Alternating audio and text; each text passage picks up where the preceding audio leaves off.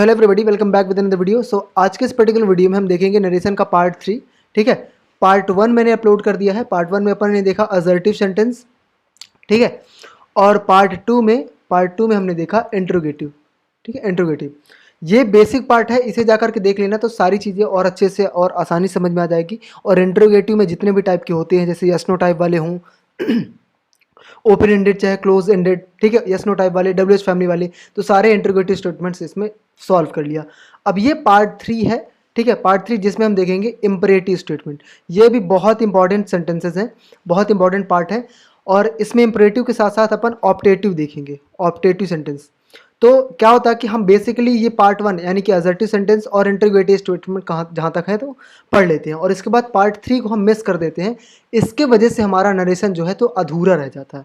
सो ये चीज़ इंपॉर्टेंट है कि पार्ट 1, पार्ट 2 और पार्ट 3 तीनों पार्ट्स देखना आपके लिए बहुत ही इंपॉर्टेंट है, तब जाके आपका नरेशन कंप्लीट होगा किसी भी एग्जाम की तैयारी के लिए। ठीक है, चाहे कॉम्पिटेटिव एग्जाम हो या फिर कोई पर्टिकुलर स्कूल का एग्जाम। तो चलिए फिर शुरू करते हैं। तो जैसे कि आप देखें, सबसे पहले अब हमें जो इंपरेटिव स्टेटमेंट देखने को मिलती है, ऐसे हमारे पास रिपोर्टिंग वर्ब होती है, रिपोर्टेड स्पीच होती है। ठीक है, एक क्वालिटी होती है, ये आपको पता है, बेसिक मैंने बता दी, रिपोर्टिंग और रिपोर्टेड स्पीच। इंपरेटिव स्टेटमेंट की एक क्वालिटी होती है कि जो सेंटेंस होता है वो वर्ब से स्टार्ट होता है। इसमें सब्जेक्ट आपको देखने को भी मिल सकता है, देखने को नहीं भी मिल सकता है। ठीक है, अब दूसरा सेंटेंस किस तरीके से हम देखेंगे, ऑप्टेटिव सेंटेंस। ऑप्टेटिव मतलब जैसे इसमें कुछ कुछ भी चीज़ विश करने की बात आएगी, कर्ज करने की बात आएगी। ठीक है, अपन देखेंगे इसमें। ठीक है, तो जैसे कि इंपरेटिव सेंटेंस में अगर आप इस तरीके के सेंटेंसेस आपको देखने को मिलेंगी, तो हमें किस तरीके के सेंटेंसेस, हम किस तरीके के रिपोर्टिंग में यूज़ करेंगे। जैसे सेंटेंसेस हो सकते हैं ऑर्डर के, कमांड के, रिक्वेस्ट के, एडवाइस के, सजेशन के, ठीक है, और फॉरवर्ड के। तो इस तरीके से कि कोई ऑर्डर होगा, कोई कमांड होगा। बेसिकली ये दोनों सेम चीज़ें होती हैं, लेकिन थोड़ा सा डिफरेंस होता है। रिक्वेस्ट का हो सकता है, एडवाइस का हो सकता है, सजेशन का हो सकता है और फॉरवर्ड का हो सकता है। तो इस ऐसे आपको सेंटेंसेस इंपरेटिव में देखने को मिलेंगे। इसके बाद अपन आगे बढ़ेंगे तो हमें ऑपरेटिव देखे मिलेंगे। ऑपरेटिव सेंटेंस में क्या होता है, ब्लेसिंग की बात होती है, ब्लेस करते हैं, कर्ज करते हैं, विश करते हैं और प्रे। ये 3-4 तरीके के सेंटेंस आपको देखने को मिलेंगे। तो जैसे कि आप देखें तो हैप्पी बर्थडे तो क्या है, तो हम इसे बेसिकली विश करते हैं। ठीक है, तो ये आपको इसका आइडिया आ रहा होगा कि एक्चुअल में ऑपरेटिव सेंटेंस क्या है और इंपरेटिव सेंटेंस क्या है।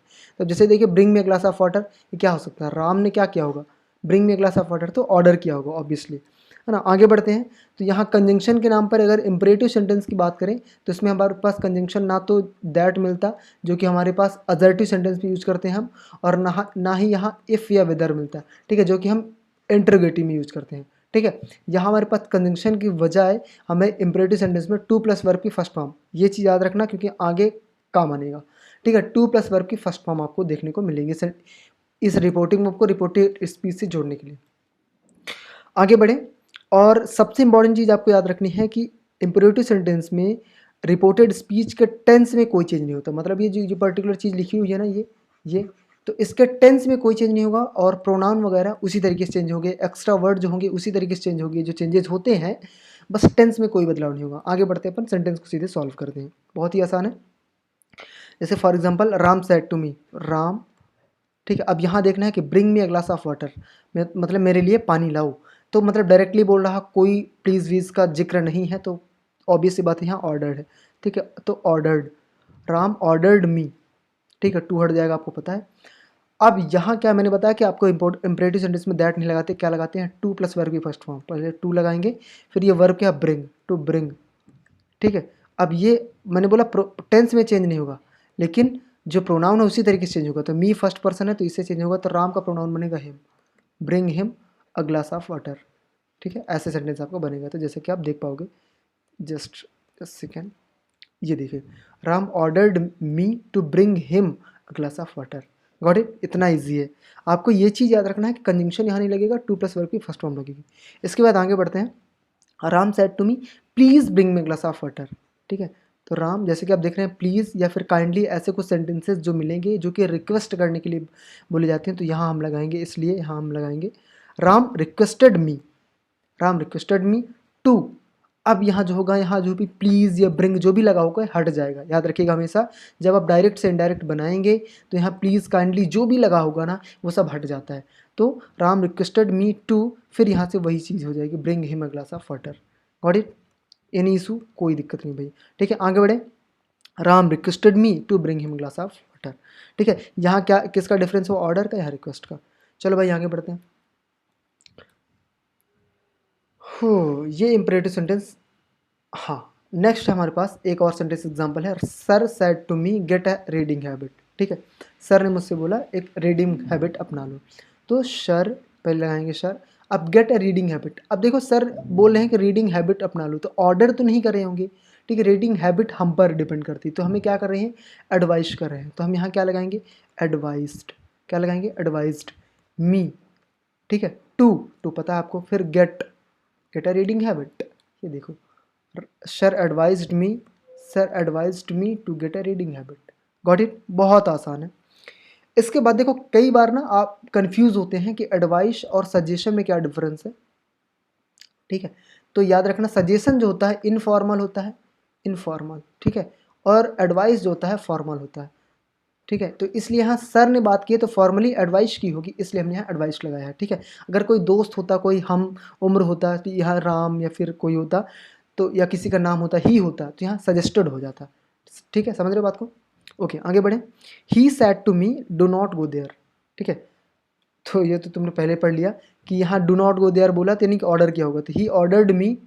तो ये चीज़ मैं बोल रहा था आपको स्टार्टिंग में ही कि याद रखना है कि हम क्या लगाते हैं कंजंक्शन की जगह, टू प्लस वर्ब की फर्स्ट फॉर्म।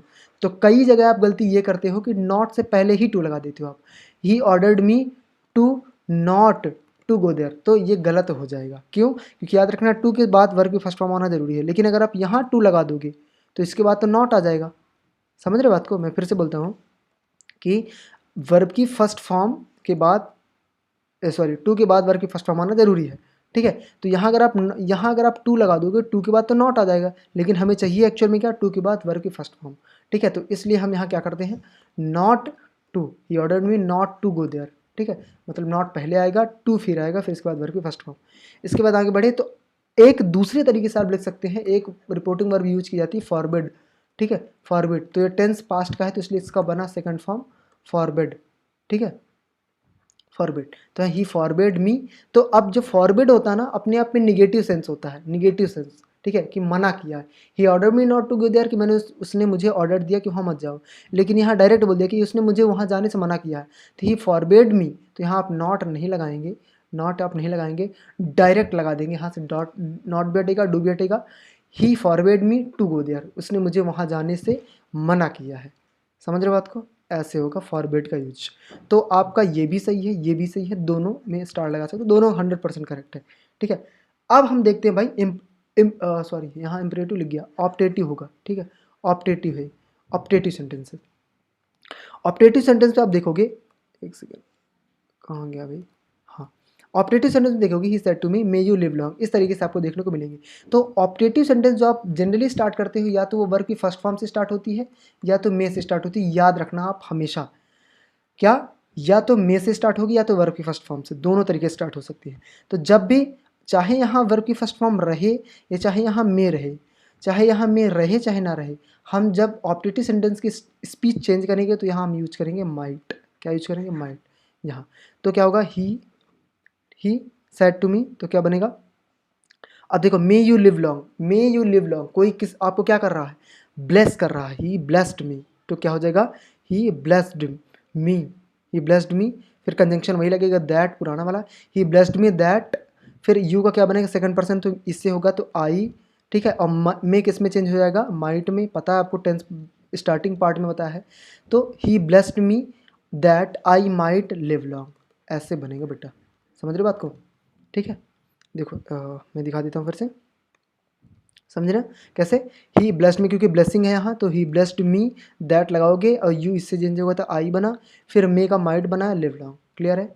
चलो भाई आगे बढ़ते हैं, कहाँ गया, फिर ये देखो, he they said to me may you die, तो मैं डायरेक्ट बताता हूँ, दे, अब देखो मे यू डाई, अरे मरने की बात कोई ब्लेस थोड़ी करेगा यार, मरने की बात क्या करते हैं, कर्ज करते हैं। तो they cursed me that, you इससे चेंज होगा आई, मे इससे बनेगा might die, they cursed me that I might die. Easy है यार, ठीक है। फिर he said to me live long live your mother, ठीक है। He said to me long live your mother. तो कोई क्या कर रहा है, आपकी मदर, आपकी माँ की दीर्घायु की कामना कर रहा है, ठीक है। तो दीर्घायु के लिए क्या करते हैं, प्रार्थना करते हैं भाई, प्रे करते हैं। तो ही प्रेड मी दैट, फिर ये सब्जेक्ट तो आएगा ही आगे, है ना, आपको पता ही है। दैट माई मदर, मे का बनेगा माइट। अब देखो मैंने बताया था ना, यहाँ कई बार मे देखने को मिलेगा भी, नहीं मिलेगा, तब भी यहाँ कंसीडर करना कि यहाँ मे लिखा, तो इसलिए मे का बनेगा माइट, ठीक है। समझ रहे हो बात को, ठीक है। इंपरेटिव स्टेटमेंट में यही होता है, ऑपरेटिव में sorry. He prayed me that my mother might long live, ठीक है, इतना हो गया। इसके बाद कुछ इस तरीके से भी देखने को मिलेगा, my friend said to me, वही जो आपको पहले स्टार्टिंग में मिला है। तो क्या हो जाएगा, my friend wished me, wished किया है तो विश में कोई तुम्हें कंजंक्शन लगाने की जरूरत नहीं है, ठीक है। विश में कोई कंजंक्शन लगाने की जरूरत नहीं है, याद रखना। तो my friend wished me happy birthday. और इसका दूसरा तरीका ये भी हो सकता है, मैं बताता हूँ आपको। माई फ्रेंड इसको पहले कर दो, wished happy birthday to me, ठीक है, टू मी ऐसे भी कर सकते हो, क्लियर है, कोई दिक्कत नहीं भाई, ठीक है।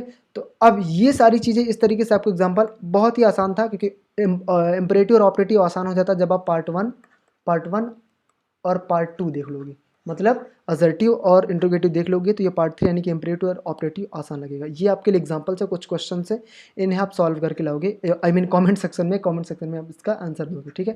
So I hope you like the video. If you like the video please hit the like button and do subscribe for more updates. Thank you for watching the video. Jai Hind, जय भारत।